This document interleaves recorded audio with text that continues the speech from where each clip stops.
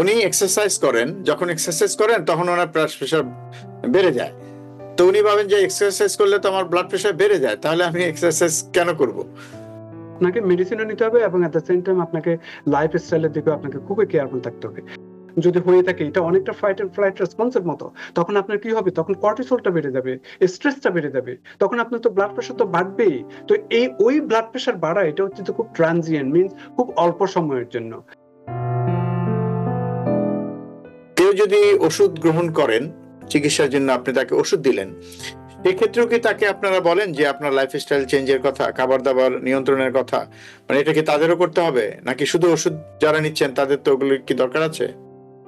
Again মানে প্রতিটা প্রশ্নে আপনি খুবই সুন্দরভাবে করছেন। মেডিসিন আপনাকে দিলে তার মানে এই নয় যে আপনার আর কিছু করা লাগবে না, আপনি যা খুশি তাই করতে পারেন। কথাটা সেরকম না। আপনাকে মেডিসিনও নিতে হবে এবং এট দ্য সেম টাইম আপনাকে লাইফস্টাইলের দিকেও আপনাকে খুবই কেয়ারফুল থাকতে হবে। এখন আপনি যদি সজল ভাই, আপনি যদি কাউকে যদি কোনো কিছু বলেন যে হ্যাঁ এই মেডিসিনটা নাও, কিন্তু আপনি জানেন যে আপনার উনি খুবই স্মোকার, তো এরকম হলে তো মানে আমরা আর ট্রিটমেন্ট করে লাভটা কি? এখন দিন দিন মেডিসিন হয়তো বাড়বে এবং মেডিসিন থেকে সাইড এফেক্ট হবে, হয়তো এটা কাজ করবে না যদি লাইফস্টাইল যদি মডিফিকেশন না করে থাকেন। তো আপনার প্রশ্নের উত্তর হচ্ছে যে অবশ্যই মেডিসিনের সাথে সাথে আপনাকে তারপর লাইফস্টাইল মডিফিকেশন করতে হবে। আমি একটা সুসংবাদ দিই, আপনি যদি লাইফস্টাইল মডিফিকেশন করেন, হয়তো আপনার মেডিসিন যতটুকু নিচ্ছেন দুইটার জায়গায় একটা নিতে হবে। হয়তো আপনি যে ডোজে নিচ্ছেন সেই ডোজটা আমরা কমাই দিতে পারবো। হয়তো হয়তো এমনও হতে পারে যে আপনার হয়তো মেডিসিন লাগবেও না। এমন না যে আপনার মেডিসিনটা সারা জীবন খেয়ে দিতে হবে। যেমন আমি একটা মেডিসিন দিয়ে আপনি স্টার্ট করেছেন, এরপরে আপনি খুবই স্ট্রিক্ট ছিলেন, আপনার বিভিন্ন বদ অভ্যাস বলেন, আপনার ওজন বলেন, তারপর অনেক লাইফস্টাইল মডিফিকেশন করেছেন এবং দেখা গেল যে আপনি যে ডোজটা নিতেন তার থেকে আরো কমিয়ে দিলাম। এরপরে কমিয়ে দেওয়ার পরেও দেখি যে আপনার হয়তো এবার আপনার ব্লাড প্রেশারটা আরো লো হয়ে যাচ্ছে। ব্লাড প্রেশার একটা ফ্যাক্টর না, হয়তো এমন আছে যে আপনি শুধু লাইফস্টাইল মডিফিকেশন করেই আপনি চলে যেতে পারবেন, আপনার হয়তো মেডিসিন লাগবেও না। তো সুতরাং এমন ভাবার কোনো অবকাশ নেই যে আপনি মেডিসিন নিচ্ছেন আপনি অন্য কিছু করবেন না।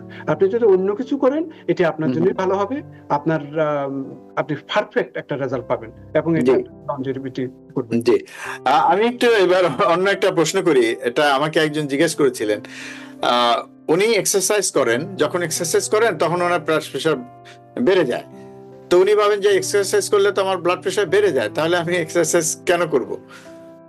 কেন ডাক্তাররা বলেন যে এক্সারসাইজ করবেন?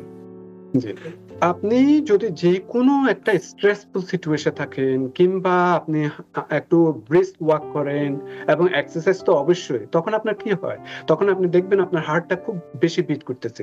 হার্টটা কেন বেশি বিট করতেছে?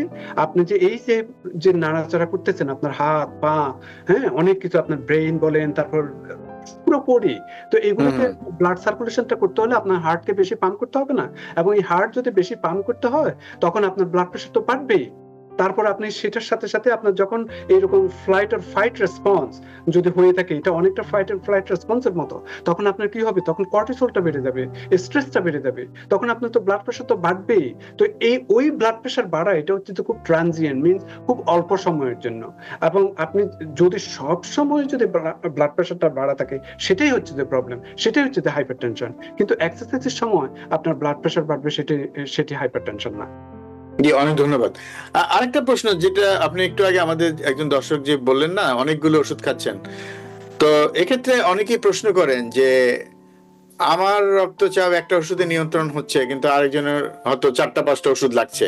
আমি জানি যে প্রশ্নটার উত্তর দেওয়া একটু দুরূহ, একটু কঠিন, তারপর যদি দর্শকদের উদ্দেশ্যে একটু বলেন যে এই এত ওষুধ কেন ব্যবহার করেন আপনারা? জি জি জি জি, খুবই সুন্দর প্রশ্ন। আগেই আপনি দেখেন আপনার বয়সের দিকে চিন্তা করতে হবে। একটা যদি 30 বছরের ছেলের বা 40 বছরের ছেলে বা মেয়ের যদি ব্লাড প্রেশারটা, তারপরে যে ইলাস্টিসিটি আছে যে একটা মেডিসিনে হয়তো কাজ করবে, সেটি হয়তো 70 বছরের একটা ছেলে বা পুরুষ বা মহিলার এটা কাজ করবে না, কারণ ভেসেল গুলো খুব স্টিফ, সেটির কারণ হতে পারে। তারপর ওনার শরীর যদি মোটা হয়ে থাকে তার জন্য হয়তো ব্লাড প্রেশার মেডিসিন বেশি লাগতে পারে, সেটা হতে পারে। তারপর উনি যদি অনেক সল্ট নিয়ে থাকেন, সেডেন্টারি লাইফস্টাইল থাকেন, বিভিন্ন বদ অভ্যাস থাকে যেমন স্মোকিং, অ্যালকোহল, সেটির জন্য হতে পারে। হ্যাঁ, তারপর ফ্যামিলিগত যদি কারণ থাকে, জেনেটিক কোনো কারণ থাকলে সেটির জন্য হতে পারে। তো সুতরাং everybody different from each other, হ্যাঁ? তো এটির হুম। জেনেটিক কম্পোনেন্ট বলেন, এইজ বলেন, রেস বলেন, হ্যাঁ? যেমন এখানে ব্ল্যাকদের আফ্রিকান আমেরিকানদের বেশি ব্লাড প্রেশার হুম, হুম। Compare to the white American, এরকম অনেক কিছু। তারপর সোসিও ইকোনমিক ফ্যাক্টর আপনাকে চিন্তা করতে হবে। দেখেন আপনার যারা আপনার খুবই স্বল্প আয়ের, তাদের কত চিন্তা থাকে, দিন আনতে যেন পান্তা পুড়ে যায়। আবার যাদের বেশি পয়সা আছে তাদেরও চিন্তা থাকে, কিন্তু এগেইন আপনার এখানে মানে স্ট্রেসও একটা ইনভলভমেন্ট আছে। ফ্যাক্টর। সবকিছু আপনাকে এগুলো বিবেচনা করতে হবে। নিউ ইয়র্ক থেকে সম্প্রচারিত TVN 24 টেলিভিশন বিশ্বজুড়ে বাঙালির কণ্ঠস্বর।